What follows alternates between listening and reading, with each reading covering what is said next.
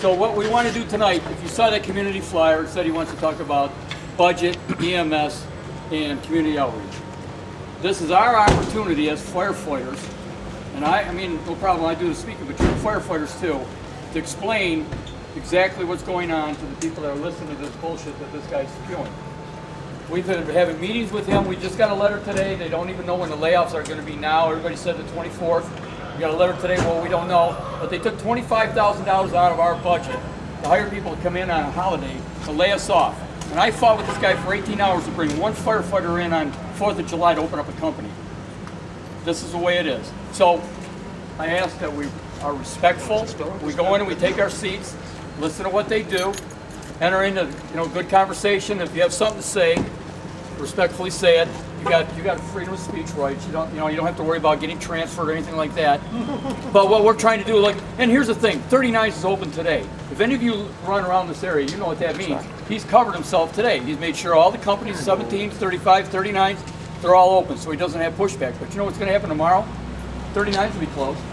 I mean, we had 25 companies closing here today. I've been doing interviews with the rest of the world. They're going, we can't even comprehend what's going on here. So as much as we try to do everything we can do legally and politically and all the rest, there comes that day like today where we ask you to come out. We have to let the people see all of us and say what we got to say in a respectful manner. Like, we're not going to threaten or scare anybody, but we got to be a presence, because if you've been on this job more than 2 weeks, you know that they let stuff blow over and they figure nothing's going to happen. They figure we're not going to be there, and they figure all that rest. So thank you all for coming out today, and we're going to walk down. Little Rock is about 4 blocks from here. It's just 1 block south of Claremont. And then we'll go in and we'll sit there and we'll see how it goes. And believe me, like I said, we know better than anybody how this works on the streets and what this means to everybody. So intelligently explain to people what you feel, what you see, what you know. Keep your emotions out. We already know these numbers are spiking out of control. We already know first engines are on the scene in 10 minutes or more now. We know that this 25 is unsustainable. It's going to get worse before it gets better. We had a meeting with the mayor and chief of staff and the commissioner. The commissioner says, I'm not going to fight for any money. Whatever they give me is what I'll take. I'm not going to do this stuff. The mayor says the union and the commissioner have to stop fighting because we're afraid you're going to bring in an emergency manager. It's about public safety. It's not about we're trying and we're not. In fact, we told the governor's staff today that when we're done here, if we don't get this resolved, we're going to come down there, because the city leaders tell us, the state's telling us what to do. The state says, what do you mean? So, the best thing we do as firefighters, we can find out the truth and find out the falsehood. And this is what we're trying to do. They don't think our voice is getting out into the public. The public needs to hear what we have to say. So in a few minutes we'll take off, and then we'll take a nice walk. Or if you want to ride or whatever you want to do, we'll assemble there and go in, okay? If he shows up. Thanks. Remember, gentlemen, try to keep your emotions out of it. That's right. That's about I know. Now without permission first. Come on, Pooh, let's go, dog. Hey, no, hold on, dog. Wait.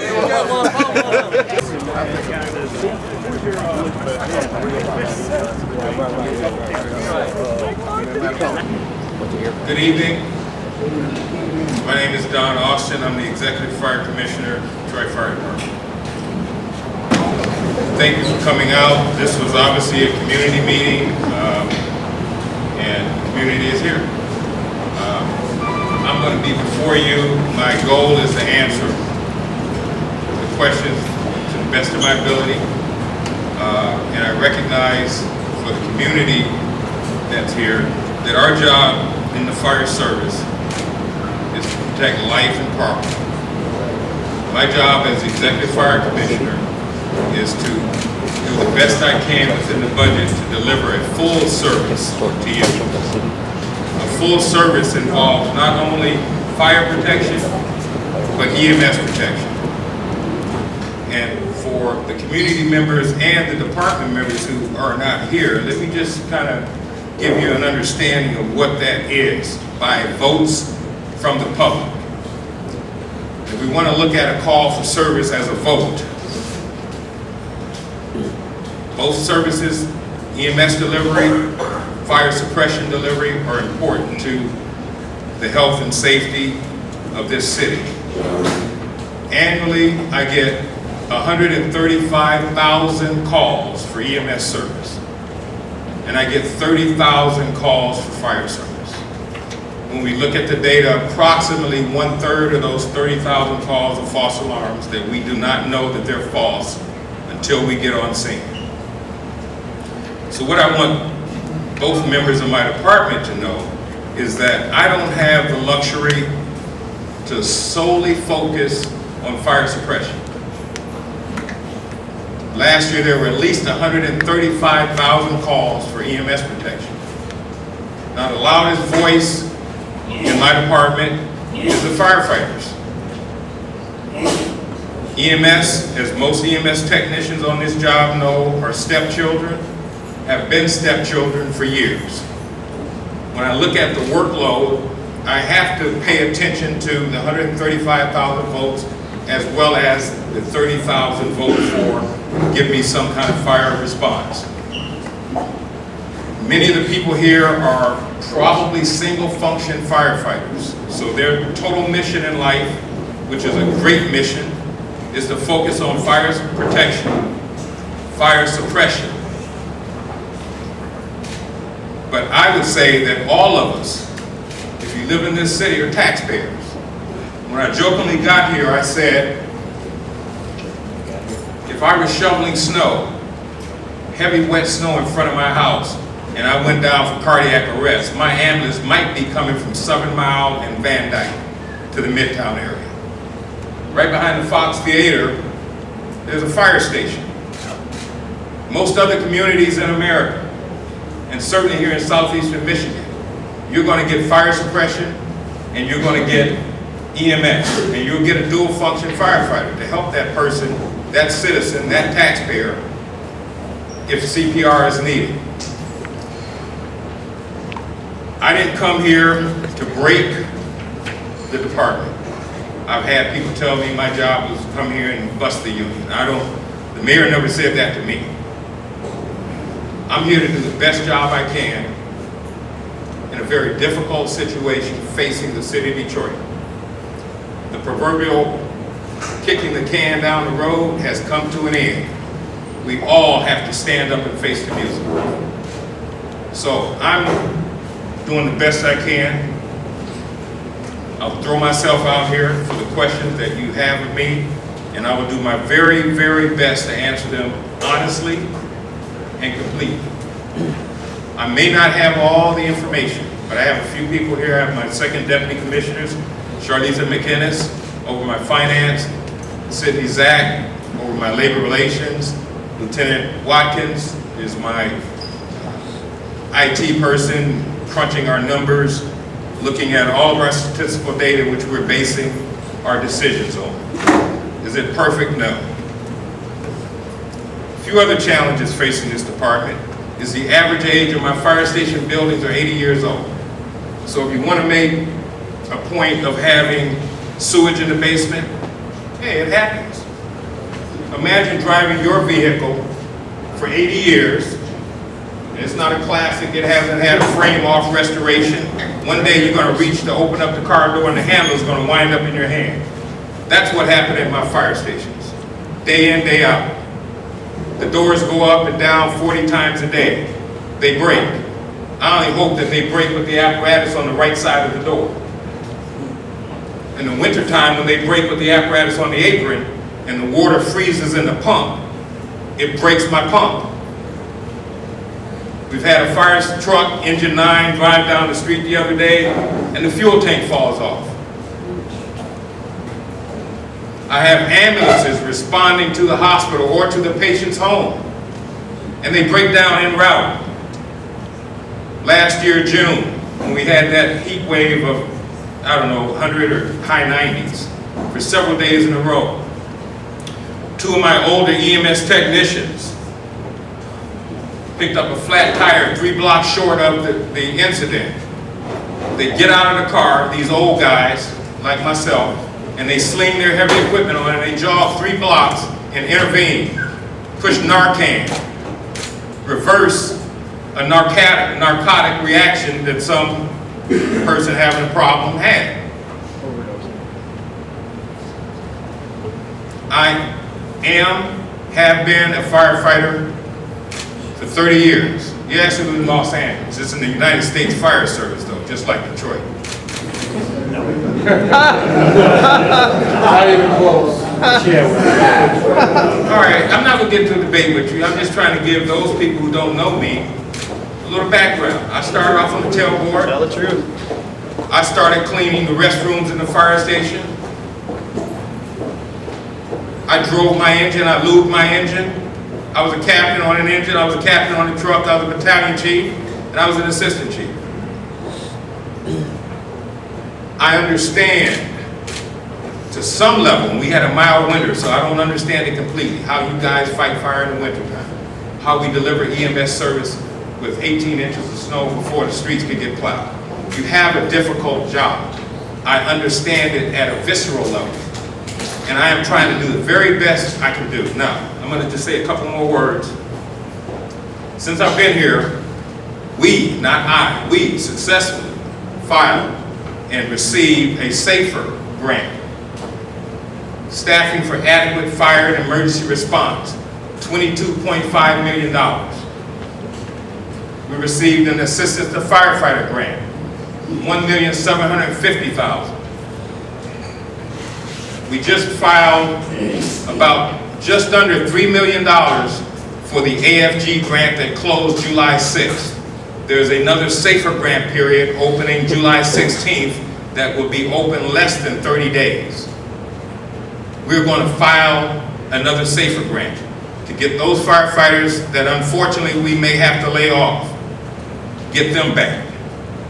I'm looking to see if that grant can't be construed to include my fire prevention and my arson investigation.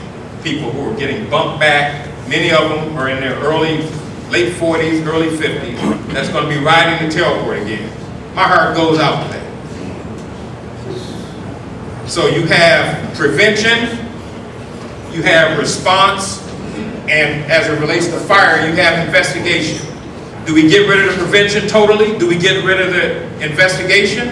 Because if we don't pick up an arsonist every now and then, that person is out there to make your life even more miserable, more dangerous, firefighters. So it's all important. And I'm doing the best I can with these limited dollars to try and maximize, squeeze every penny out of the dollar. Speaking about pennies. There's 100 pennies in a dollar.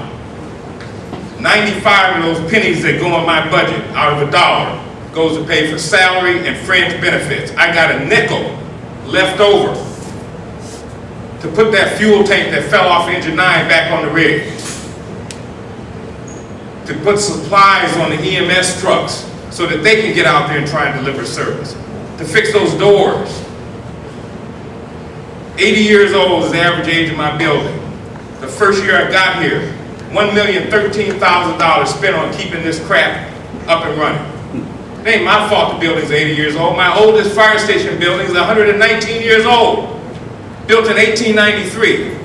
Did they have fire trucks in 1893 that weighed 20 tons? No. But I got them sitting over basements. Engine 5, Alexandrian cast. $350,000 to keep the floor from falling in. With the apparatus sitting on top of that floor, by the way. So these are the challenges. You have your challenges, I have my challenges. I'm doing the very best I can do. I'm not going to ramble on. There's some questions out there. I'm willing to take your questions. I'm going to do the very best I can to answer them honestly. And that's all I got to say. Questions? Carl.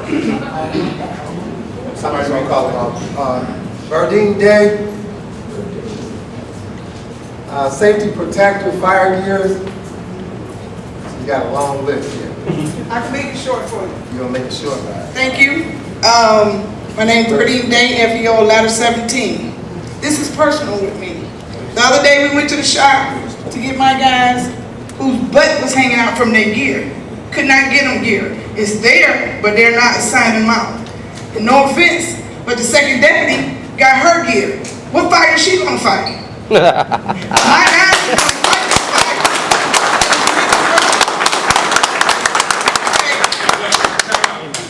I only have so much time here. I'm not running anywhere. I'm just telling you. Look, we don't need to applaud. I'm trying to have a civil conversation Verdine is trying to ask the question. We don't need an applause every time. Point well taken. My guys' safety is first. They're the one that's running into these buildings to protect lives, save property, and if they're not safe, how can they go in there and save this young man right here? Or even myself, if I get trapped. And like I said, it's nothing personal, but why do she need gear when you can spend that money on this man or that woman?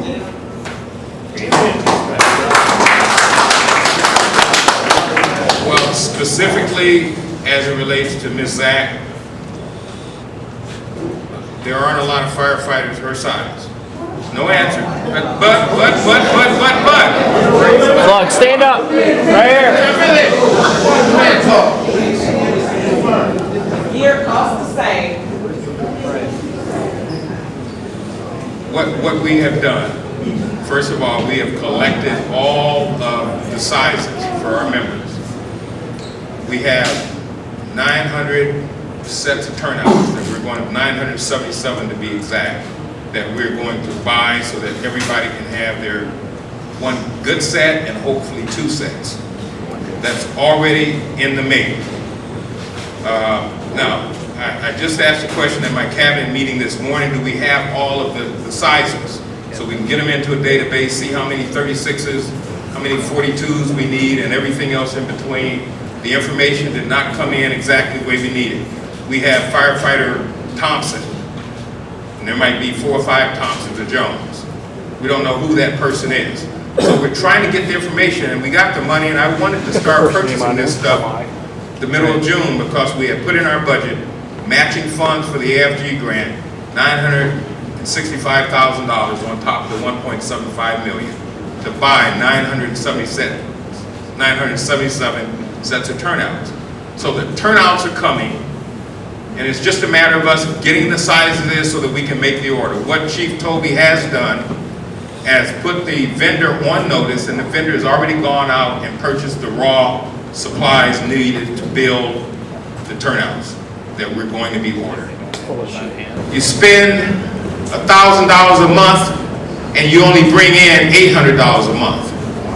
You don't have a problem as long as you got a credit card with room on it. When you max the credit card up, you still might have some wiggle room if you got an uncle or a brother or a sister that you could get some money off of.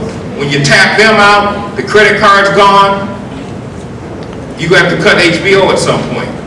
Here's the problem. I mean, that's an analogy. I'm just trying to bring it down because we all manage our home budgets. It's simple as that. We don't have any more room to borrow money. We have got to live within our means. Now here's the one. This has been a delayed disaster. It's been delayed for many years because we had room on the credit. Now our credit is junk bond status. You can't borrow cheaply. So what do? You contract your belt. You get rid of the Olive Garden restaurant. You take HBO off, and you add another pound of bread to that pound of hamburger. No Olive All Garden right, in the city. Chief Holmes. Where's the Good evening. Where's the Olive Garden? My name is Derek Holmes, 4th Battalion Chief, 35 years of service. And my questions are simple. We haven't had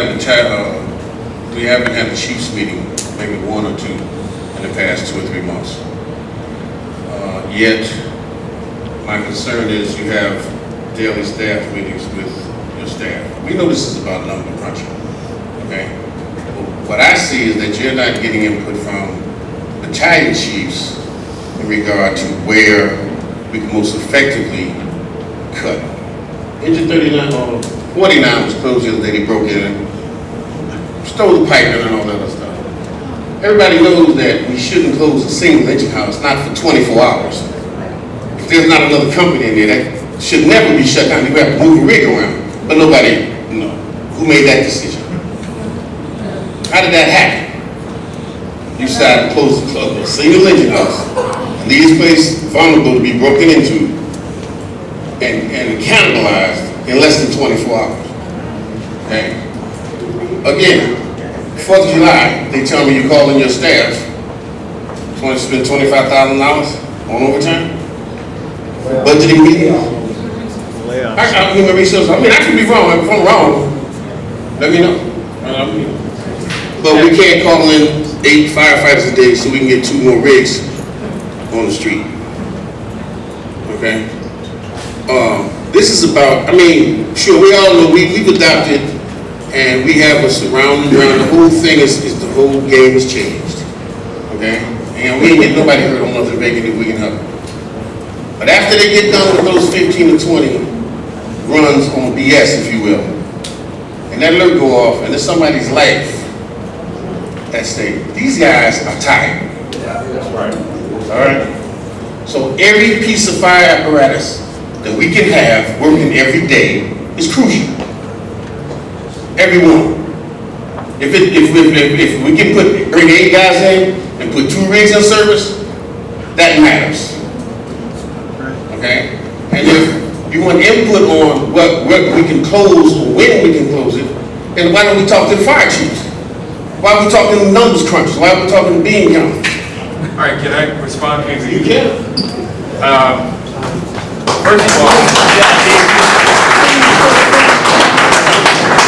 First of all, Chief Cleveland had a meeting today, a meeting of the chiefs. Well, there may be one tomorrow if you're working tomorrow. I don't know. Secondly, it's been my whole effort to engage the chiefs, get the chiefs involved. They are the experts. They're the ones that know this city, know the sides of the city. We've gone leaps and bounds since I've been here in getting our data out of our computer automated dispatch system. We have something called FireView. We can look at the fires by the time of day, the location in the city. I have some maps I saw on a poster that specifically speaks to Boston, Edison, Midtown, and North, what's that third? North End. So that's what the data there is specifically about. But what I've been trying to do, folks, is I'm trying to engage my chiefs. Now here's what I've assessed in the year that I've been here. Not trying to point a finger at anyone, but there's been an autocratic style of leadership in this fire department from my level. And I see it when I got here, everything is pushed up, upward delegation to my desk. Well, what do you want to do, Commissioner? Well, hell, you got 30 years in the fire service. What do you suggest? And what I want to do, and I've tried to do, is to educate this organization about the fiscal realities. And I'm trying to get the chiefs to get into the data that we have available for them, start looking at it. You may know something intuitively, but when you really look at the empirical data, what you thought is not always as accurate in every area that you thought. So I'm trying to educate you about our department, our reality, both fiscally and what our responses look like. I've asked my chiefs now for, God knows how many months. I talked to you about 9,000 false alarms. I have been asking them to look at the false alarms and tell me how many of them are at Henry Ford, how many of them are at Cobo Arena, and let's figure out how to get that share of runs off the desk. Do you think I have the report yet? No. Part of it may be, and I'm not pointing a finger at anybody. I'm trying to be real with you. Part of it is, I think, over time, over many, many years. Wouldn't that be as simple as calling the central office? Who, me call the central office?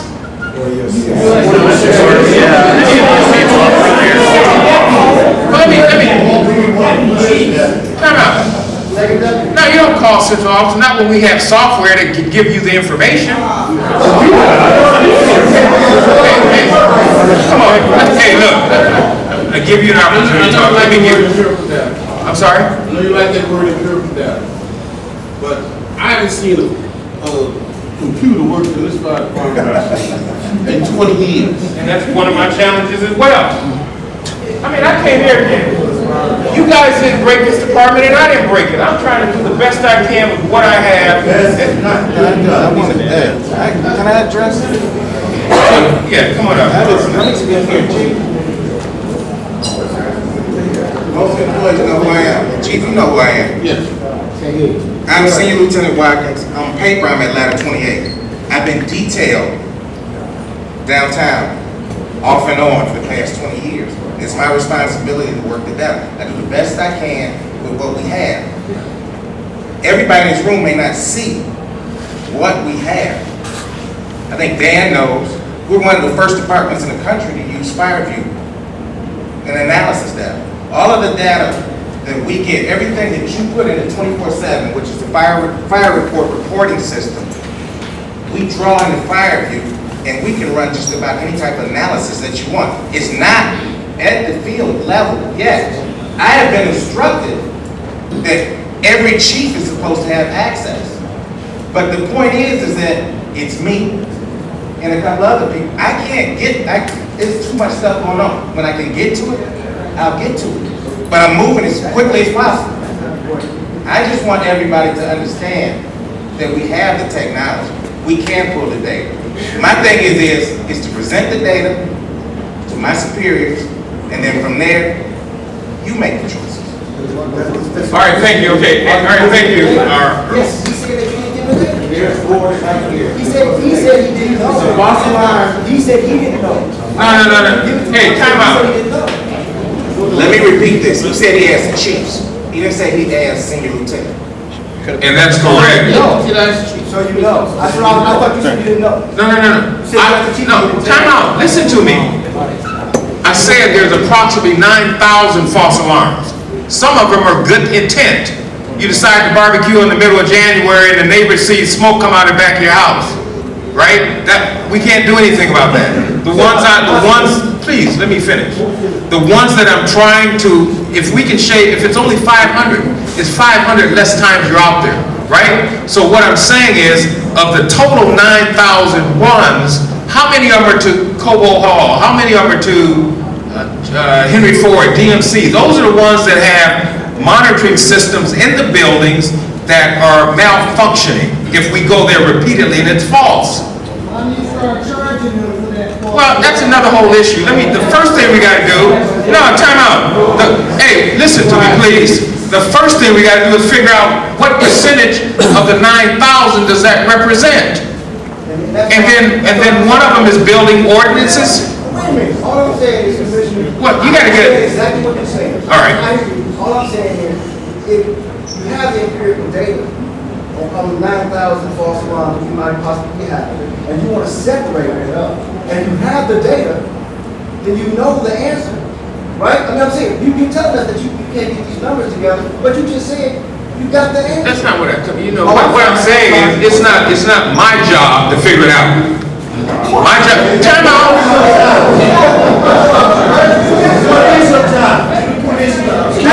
Excuse me, can we do that? Wait, like we do at the union meeting, but this is a community meeting.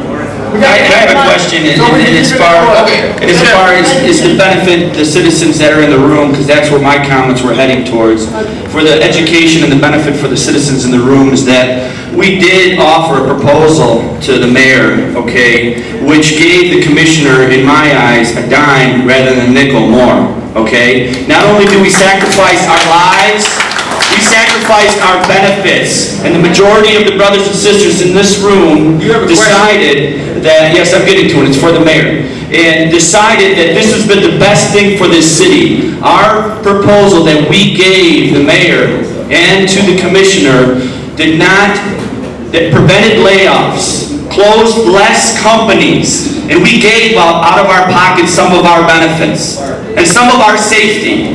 So for the benefit of the citizens in the room, we tried. And the question is to the mayor and the deputy mayor, who happens to be here today, please reconsider our proposal, okay, for the safety of the citizens. Thank you. And our brothers and sisters. I want to address that. You know, as you know, as we went through those negotiations, they were historical. They were. They were historical, and I don't think anyone's going to step away from that. But we found ourselves in a very difficult situation. We had a decision to make. Either we're going to go emergency manager or consent agreement. And we took the choice of consent agreement. With that consent agreement, required us not to go forward with the TAs. And it wasn't because we chose not to go forward. It was because we were required, based on the agreement we were going to enter into. So I don't want to minimize what you did. And I mean, it's not just the fire, it was across the board with all the units. But we were in a situation where we could not go forward. So that's the challenge. So I don't want to think that the mayor made that decision to say, look, I'm going to back away from what he thought was, in his mind, was a great opportunity for this city. So I just want to be clear on that. And we gave up, and we thought, and we believe it still is enough. I don't know if the Financial Review Board has looked at what we have proposed, and we don't know even yet today what numbers we're talking about as layoffs, but never, the amount of money that you were talking about should not sacrifice the safety of these firefighters. The commissioner should be asking for more money in his budget, and the mayor should be getting more money in the budget for public safety, which he's on record as stating. And that's plain and simple, that's what should be going on. The challenge we have is that our revenues continue to decline. Our expenses continue to increase. And with that, even though the Mayor Bing's priority, public safety is number one, fire, police, EMS, Homeland Security, number one. And I'll tell you, the severe cuts that are happening across the city in other areas are not happening in public safety. But it is a challenge. This is not, it is one of the, probably the most difficult challenges before anyone, what we're dealing with right now.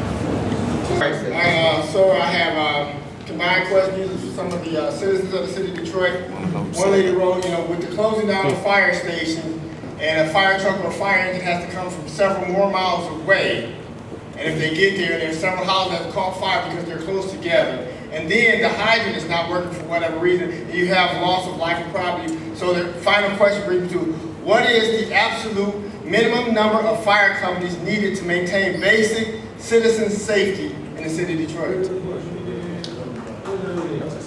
don't know. It's Speech? Okay, well, the bottom line was, it said, what is the absolute minimum number of fire companies needed to maintain basic citizen safety on a daily basis?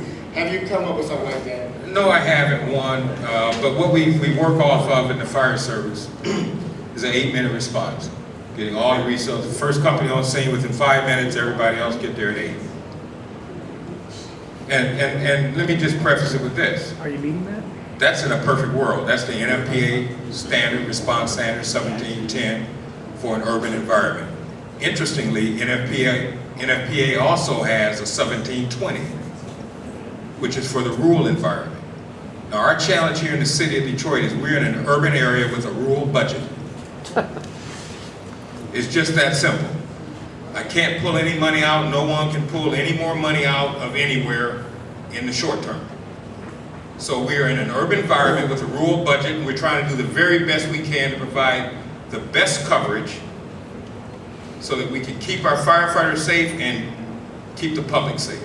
I've given my 10% cut. Yeah, bro. I flew myself to Washington, D.C. to sit before the IAFF leadership on my own dime. We can write it off. I went to a conference on my own dime, drove my own vehicle.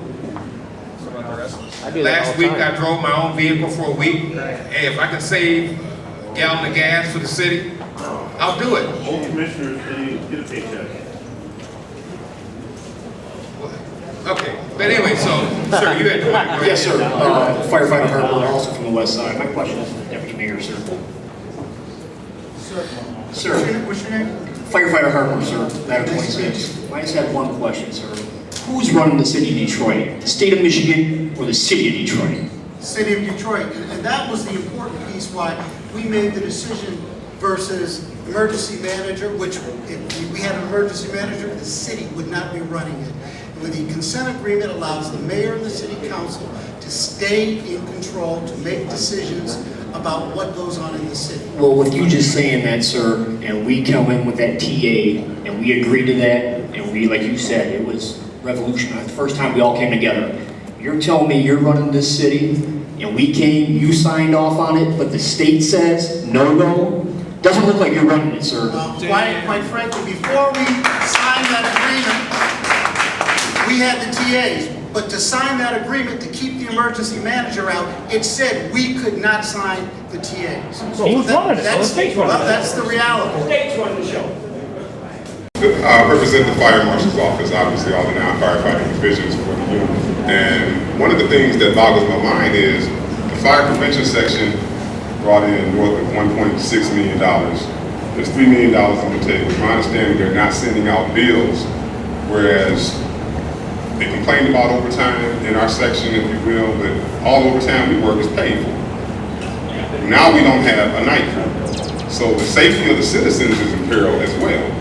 We have less members to do the work. The work we do is important. So I'm just wondering, how is it that these decisions are made on such a broad scale? We can't keep members of the fire prevention section as well as the RC section intact. I mean, I know it's a money thing, but at some point safety has to come into the equation. Public safety. Yeah. I don't disagree with you, anything you said, but I think last week, Jack Martin, the CFO, Chief Financial Officer of the city, met with me and my staff, and one of the things he realized is that we took some cuts in the fire prevention division that does generate revenue. It's not totally fee supported by any means, but, and Mr. Martin reiterated tonight the need to take a look at those revenue generating personnel, you know, involved in collection in the city, and do our best to work. And he gave HR a hell of a challenge to work around someone who may have lower seniority, to keep that person employed because they're in a job that we need to keep revenue coming in. So we've got a lot of challenges because there are collective bargaining agreements that have to be complied with. At the same time, we don't want to send someone away that's an expert at collecting that revenue. I go to bed every night praying that I don't wake up to a disaster where a firefighter or medic has been killed or injured, where we fail to deliver the service that we so hard try and deliver. It worries me. I think about this job virtually every waking moment. And most of the time I don't have an answer, but I believe. But we have to come up with an answer. We're the ones that see the citizens. Where have you been? Hey, get to a mic, all right? I'm working very hard to do the very best I can. You're not at a mic, sir. Okay. You're going to take this Now let this young lady speak first. I will answer your question, all right? Yes, ma'am. We have Miss Bernard. She's an attorney for Detroit residents. I wanted to end with her. Good evening, gentlemen. My name is Attorney Linda Bernard. I'm also a candidate for 36th District Court. My question to you relates to the fact that I'm a resident of the city, and for 16 years my office was in a high-rise. I was on the 34th floor of Cadillac Tower. And as a citizen and as a lawyer, I was always concerned about our readiness, or perhaps unreadiness, to respond to a fire in a high-rise building that does not have a sprinkler system. And many buildings in Detroit do not. You've spoken a lot about equipment issues that you have, and certainly manpower issues, and those are significant issues. And I feel for all the ladies and gentlemen in this auditorium. But it is a disaster when you lose a person in a home. But in a high-rise, you will lose hundreds, if not thousands of people in this community. And how can you fight, and how will you fight it, but can you fight a fire in a high-rise building in Detroit that doesn't have a sprinkler system, like Cadillac Tower, which is 40 floors? Right. In my fire service career, I fought 3 high-rise fires. That's not right. Ma'am, so I say that to say that it is one heck of a challenge. It sucks up firefighters. It literally eats firefighters just to develop the network to get up to the 40th floor. One of the things that I tried to do recently, I had a gift just about in my hands. Fireman Fund wanted to give the department $6,000 and I had about an 8-day window to turn around and figure out what can we do, and they wanted it to go to the downtown area. So I spoke with a respected engineer on the job. I wanted to get some high-rise hose. I needed a spec that's a lightweight hose that you can walk those 40 floors as opposed to our double-jacketed cotton hose. And I got stopped because of the process. Now this is just money that just fell in my hands almost on a Thursday. Friday I'm out talking with engineer Tom Campanella, who's now retired. He was on board with it, just trying to do something to augment our capability. And so, unfortunately, because I couldn't just do it without going through this process, that's $6,000, which would have given a firefighter a lighter hike up to the 40th floor, whatever. The danger for firefighters is very significant in the absence of a sprinkler system. So why don't you perhaps propose legislation that would make all buildings retrofit and get a sprinkler system? There's never been a loss of life in a building that had a properly working sprinkler system. That's and correct. Hopefully your office is testing those that do have it, because it's a very, very serious issue, and it would be devastating for the city of Detroit and for the image of the city of Detroit, where I've been a resident my entire life. So I don't know if you'd like to address that issue, because that's one way to solve the problem so that these men and women won't be hurt. Well, you know, to retrofit an unsprinkler building is awfully expensive. High rises. No, I understand, and that's what I'm talking about. Right, the ones that you can't reach. I understand, ma'am. It's an expensive proposition, and you're going to get a pushback from the Building Owner Management Association. One of the things that I want to do long-term for the residents of the city of Detroit is try and bring the overall cost of a fire department or the services provided by a fire department down. I am trying to get a sprinkler ordinances in single-family dwellings. I know you're talking high-rise, okay? But again, I'm talking a sprinkler, and you stated it correctly. NFPA says that buildings that have sprinklers in them with fires, the sprinkler system either extinguishes or controls the fire 99% of the time. Okay? Now, we just took some cuts to our fire marshal division, which would do inspections in those buildings. Everything is coming at me rapid fire. I'm trying to handle it as quick as I can. You know, I'm just trying to do the best I can. It is very difficult to get those kinds of ordinances for retrofitting buildings like that. The new buildings have sprinkler systems. The old ones don't. And some of our standpipe systems are challenged. They haven't been tested in many years. If you pump water in them, you're going to blow the plumbing system, so the water won't make it to the 40th floor. So I don't have an answer in the short term, ma'am. I recognize there's a problem. Was this a gentleman that got up, or could we have him? I want to give him an opportunity. You want to give an opportunity? Yes. Yes. How you doing? Good, sir. Kevin Hagan, Janine. I'm the guy that, The fuel tank fell off of? Yeah. Okay. When you say that you worry about it every night, you think about it every night, you got to remember that all of us here, we're the ones that show up there. And we have to deal with the citizens. We do the best we possibly can with what you give us. Whatever we have, we're going to do our job. We know that. But we're the ones that have to explain to the civilians. Well, it took us 14 minutes to get here. Man, it's tough. You got 4 dwellings burned down. When it first started, when they first seen it, there was just a bedroom fire, or maybe just one dwelling going, or just a garage or something like that. So you know, being in the fire service for 30 years, how emotional we are. Please respect that. When we pipe up like that, you got to understand, we're the ones standing there. I'm sure you didn't have this situation in LA that we have here, where you're having blocks burning down. That's what we're dealing with out here, okay? Yes, sir. Thank you. Okay. Okay, I want to... This is very quick. What is an unacceptable time to respond before you go to the mayor's office and demand resources for us? First of all, I'm not going to demand anything. That's your job. All right? You think that's my job, but I have accepted the reality, and I'm going to do the very best I can with the money that I have. Every dollar that comes back into my department at this point is coming from some other department. Okay, so everybody wants the services, they want the parks open, they want the lights on, they want the police to show up, they want fire to show up, they want EMS to show up, they want the trash picked up.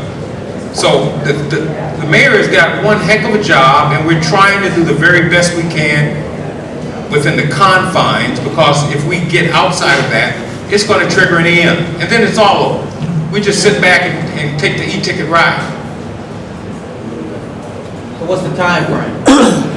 What is the time frame for unacceptable response? Look, I just told you in an earlier question, and this is my last comment on this, and then I have to leave. Why? There are two standards within NFPA. NFPA 1710 and 1720. 1710 is for urban environments, and let's say urban environments with a healthy budget. NFPA 1720 is for rural environments. So we can have this beautiful standard that when we have a government that is funded, we can meet the standard, and our goal is to achieve it. Our goal is to get as close as we can to NFPA 1710, and that's it. Are we going to get the 5 minutes every day? No. Are we going to get 8 minutes on scene? I'm telling you, we're doing the very best we can with what we have. Every dollar more you give me is coming away from some other constituent's need in this city.